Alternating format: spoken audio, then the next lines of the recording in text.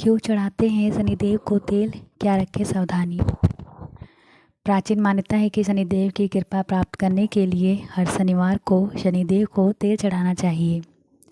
जो व्यक्ति ऐसा करता है उन्हें साढ़े साती और ढैया में भी शनि की कृपा प्राप्त होती है। लेकिन शनिदेव को तेल क्यों चढ़ाते हैं, इसको लेकर हमारे ग्रंथों में अनेक कथाएं हैं। इनमें से सर्वाधिक प्रचलित कथा का संबंध रामायण काल और हनुमान जी से है। कथा इस प्रकार है कि शास्त्रों के अनुसार रामायण काल में एक समय शनि को अपने बल और पराक्रम पे घमंड हो गया था।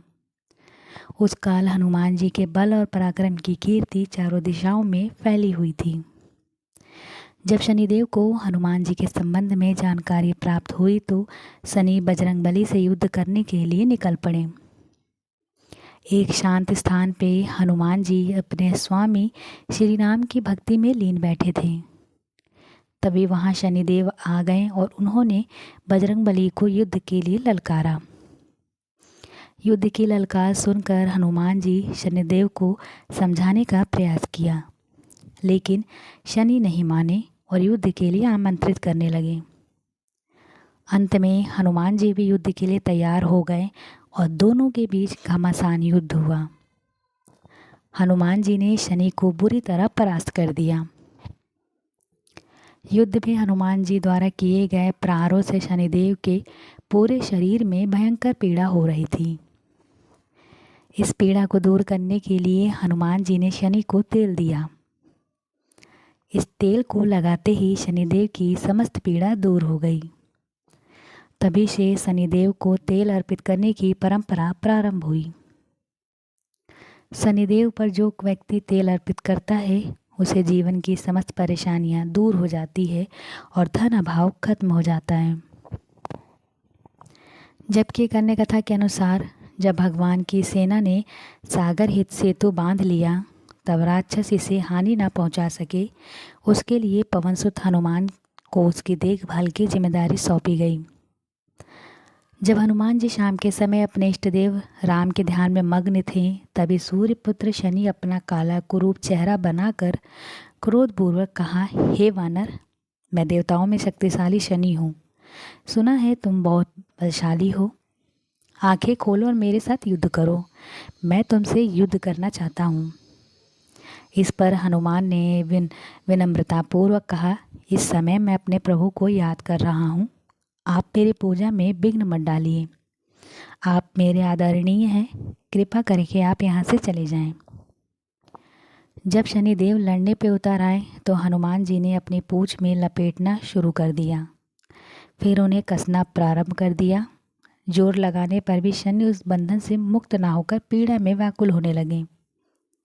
हनुमान ने फिर सेतु की परिक्रमा कर शनि घमंड को तोड़ने के लिए पत्थरों का पूंछ को झटका देकर पटकना शुरू कर दिया।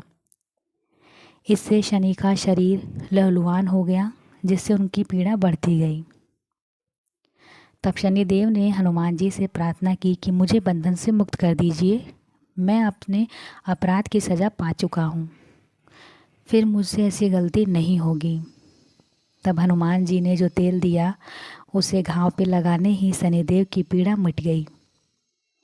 उस दिन से शनिदेव को तेल चढ़ाया जाता है, जिससे उनकी पीड़ा शांत हो जाती है और वे प्रसन्न हो जाते हैं। हनुमान जी की कृपा से शनि की पीड़ा शांत हुई। इसी वजह से आज भी शनि हनुमान जी के भक्तों पे विशेष कृपा बनाए रखते हैं। शनि को तेल अर्पित करते समय ध्यान रखें ये बातें। शनिदेव की प्रतिमा को तेल चढ़ाने से पहले तेल में अपना चेहरा अवश्य देखें। ऐसा करने पर शनि के दोषों से मुक्ति मिलती है, धन संबंधित कार्यों में आ रही रुकावटें दूर हो जाती हैं और सुख समृद्धि बनी रहती है।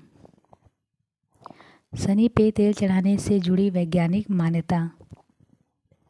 ज्योतिषी शास्त्र के अनुसार हमारे शरीर के सभी अंगों में अलग अलग ग्रहों का वास होता है, यानी अलग अलग अंगों के कारक ग्रह अलग अलग होते हैं।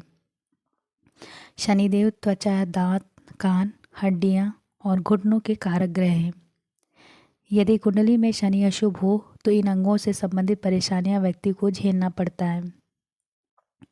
इन अंगों के विशेष देखभाल के लिए हर शनिवार को तेल मालिश की जानी चाहिए।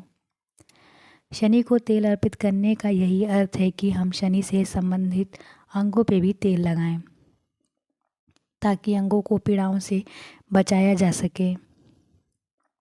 मालिश करने के लिए सरसों का तेल का उपयोग करना श्रेष्ठ रहता है।